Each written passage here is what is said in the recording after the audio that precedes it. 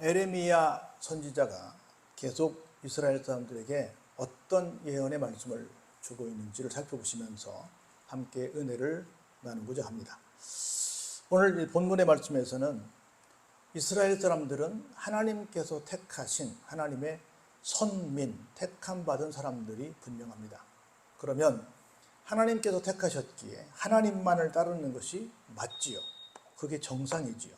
그런데 불행하게도 자기들을 택하시고 자기들을 끔찍하게 사랑하신 하나님을 잊어버리고 오히려 아무런 상관이 없는, 사실은 신이 아닌 이방신을 숭배하는 모습들을 보시면서 하나님께서 굉장히 안타까워하시는 그 말씀이 우리에게 소개되어지고 있습니다.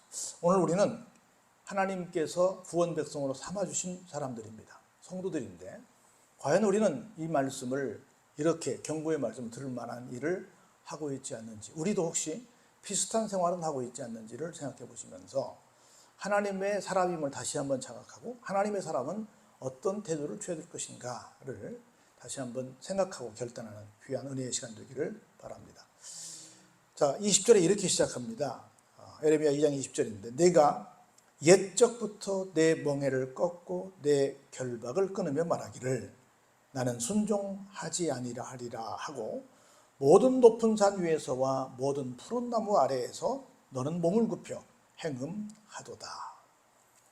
앞에 있는 말씀이 좀 이해가 안 되는데요. 스스로 옛날부터 자기들의 멍에를 꺾었다. 스스로 자기들이 많은 속박에서 결박을 벗었다. 이렇게 말을 한다는 거예요. 그런데 사실은 우리 모든 사람들은 우리의 능력으로 멍에를 꺾거나 결박에서 벗어날 수 없습니다. 멍에를 꺾은 것이나 결박에서 벗어나게 한 것은 전적으로 누구의 은혜였다? 하나님의 은혜였다.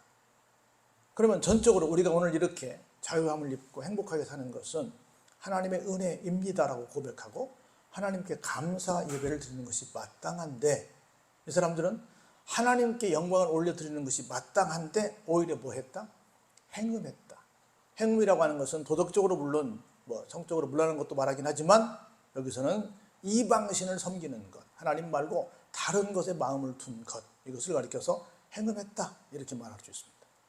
다시 말해서 하나님께서 멍에를 끊어주셨고 하나님께서 결박을 풀어주셨는데 하나님께 감사하지 않고 엉뚱한 데 가서 감사했다, 이렇게 이 말씀을 풀 수 있습니다. 그러시면서 하나님께서 뭐라고 말씀하시냐면 내가 너를 순전한 참 종자 곧 귀한 포도나무로 심었거늘 내게 대하여 이방 포도나무의 악한 가지가 되면 어찌 됨이냐. 분명히 내가 너를 심을 때는 정말 좋은 것으로 심었는데 네가 엉뚱한 데 가서 막 접을 붙이는 바람에 네 나무가 비정상적인 나무가 되고 말았구나 라고 하는 겁니다. 하나님은 우리를 구원 백성으로 부르시고 우리에게 갖가지 은혜를 부어주셔서 하나님 보시기에 합당한 아름다운 열매를 맺게 되는 그런 기가 막힌 존재들로 하나님께서 자리매김해 주셨는데 어느 순간 우리가 아니야, 나의 멍에를 끊어버리고 나의 결박을 풀어주신 분은 하나님이 아니시고 내 스스로 한 거야. 그리고 스스로 막 아무 데나 가서 의지하는 그런 부분들을 보니까 순수했던 내가 순수하지 않은 이상한 모양으로 바뀌어졌더라는 거지요. 오늘 우리가 그런 말들을 종종 합니다. 저 사람이 옛날 어떤 직분을 가졌을 때는 괜찮았어. 그런데 어떤 직분을 가지면서부터 이상해졌어. 옛날에 어떤 상황에서는 참 순수했는데 어떤 상황이 되고 나니까 좀 이상해졌어. 이렇게 서로 말을 주고받는 경우들이 종종 있습니다. 우리가 정말 여기 순수한 하나님께서 순전한 참 종자 곧 귀한 포도나무로 분명히 심어주셨는데 이상하게 악한 가지가 난 요상한 나무가 되지는 않았는 것. 나는 정말 점점 더 좋은 하나님의 나무로 자라가고 있고 하나님께서 원하시는 극상품 열매를 맺고 있는지를 한번 생각해 볼 필요성이 있습니다. 아니면 나는 옛날에는 참 괜찮았는데 지금은 참 내가 봐도 이상해, 저 사람 내가 봐도 참 이상해 하는 모습은 없는지 오늘 이 지적을 이스라엘 사람들이 지금 받고 있는 겁니다. 그러면서 22절에 이렇게 말씀합니다. 하나님께서 말씀하시는데요, 네가 잿물로 스스로 씻으며 내가 많은 비누를 쓸지라도 내 죄악이 내 앞에서 어떻게 된다? 그대로 있다라고 하는 겁니다. 아무리 네가 어마어마한 잿물을 쓰고 뭐 엄청난 비누를 막 쏟아 부어도 절대로 내가 볼 때는 네 죄악이 해결된다 안 된다? 안 된다 라고 단언적으로 말씀을 하십니다. 그러면서 볼까요? 내가 어찌 말하기를 나는 더럽혀지지 아니했습니다. 바알들의 뒤를 따르지도 아니했습니다. 골짜기 속에 있는 내 길을 보라. 내 행한 바를 알 것이니라. 발이 빠른 암낙타가 그의 길을 어지러이 달리는 것과 같았다 이놈들아 라고 하나님 말씀하십니다. 자기들은 아니에요. 나는 바알신을 섬기지도 않았습니다. 나는 엉뚱한 데로 가지 않았어요. 나는 정상적인 길을 갔어요. 그런데 하나님 말씀하십니다. 그러냐? 그럼 한번 내가 보여줄 테니까 지금까지 네가 걸어왔던 숲속의 길을 한번 봐봐라. 마치 24절에 보면 뭐처럼?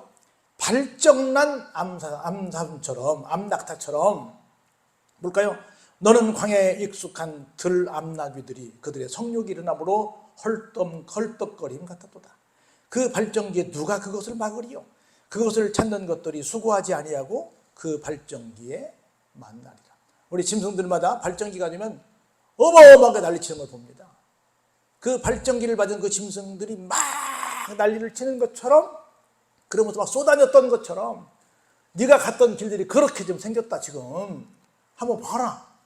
너는 네 입으로 아닙니다. 나는 바알로 따르지 않고 정상적인 길로 똑바로 나는 왔습니다 라고 말하고 있지만, 한번 네가 온 길을 보라니까. 네가 정상적으로 똑바로 왔는지. 똑바로 왔다 안 왔다? 안 왔다라고 말씀하시는 거예요. 우리도 각자, 죄송하지만 우리 좀 나쁜 말로, 저속한 말로 개똥 철학들을 갖고 있잖아요. 각자 신학관이 각자 갖고 있는 어떤 자기의 어떤 그 관이 있어.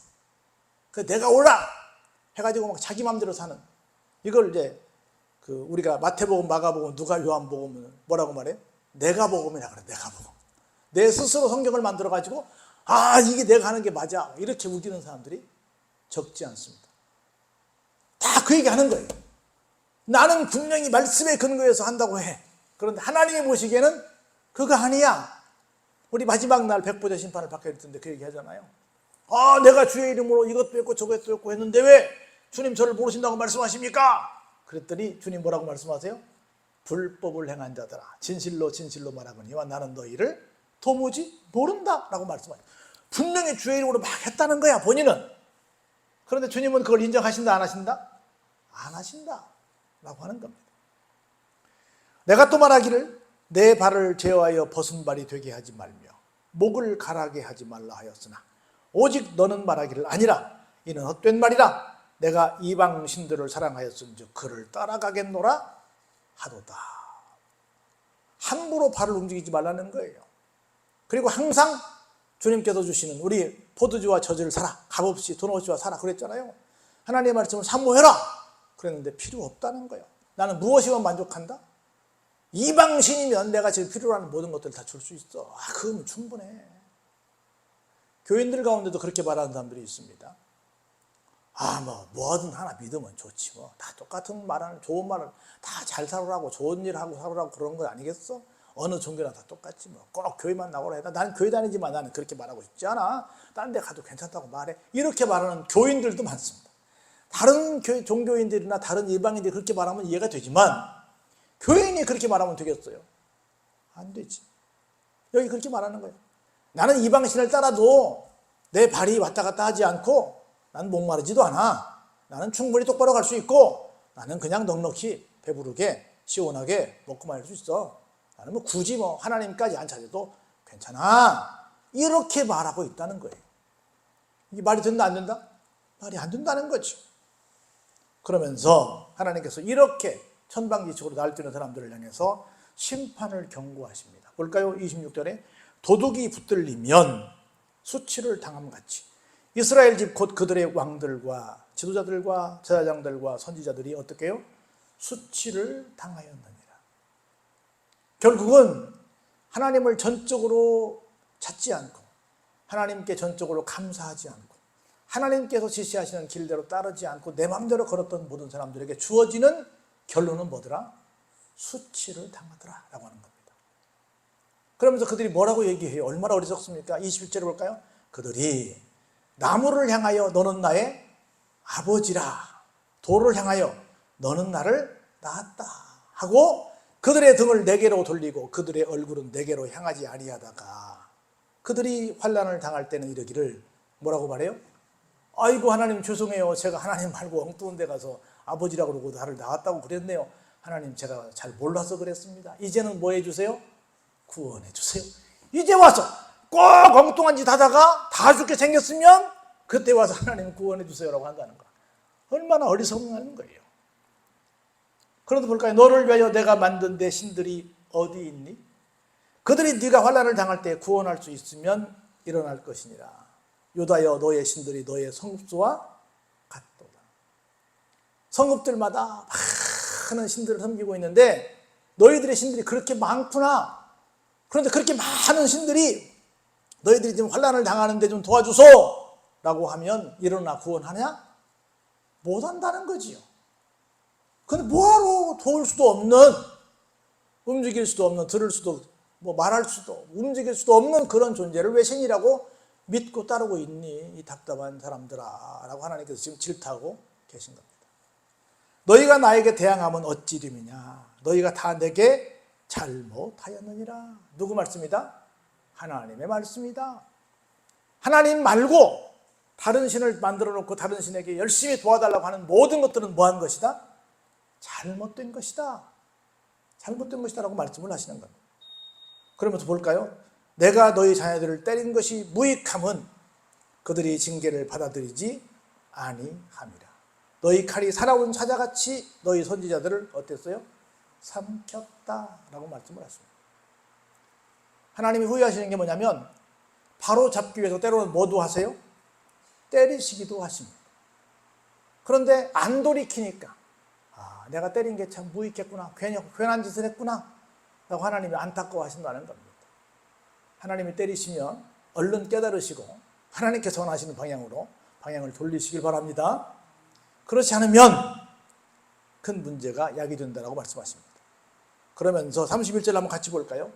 너희 이 세대여 여호와의 말을 들어 보라 내가 이스라엘에게 광야가 되었었느냐? 캄캄한 땅이 되었었느냐? 무슨 이유로 내 백성이 말하기를 우리는 노였으니 다시 죽게로 가지 아니하겠다 하느냐? 하나님 말씀을 들어보라는 거예요. 하나님께서 광야 40년 세월 동안 이스라엘 사람들에게 캄캄함이 되었습니까?